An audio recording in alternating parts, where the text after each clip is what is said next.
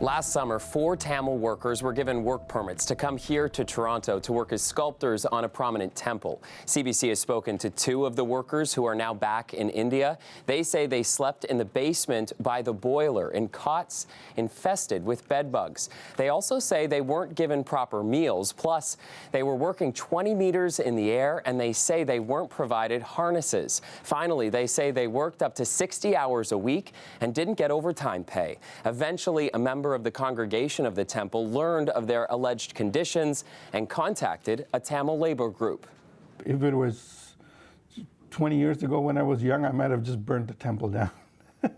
But because we're just the magnitude of the horrorness of the story of this human dignity, right?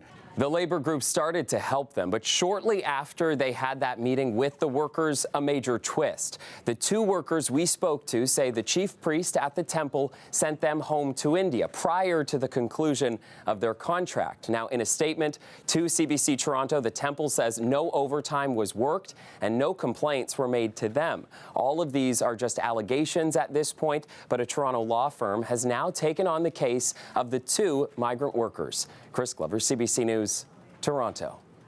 According to the federal government, there were nearly 79,000 temporary foreign workers in Canada in 2016. Most of them, 57% in fact, worked in agriculture.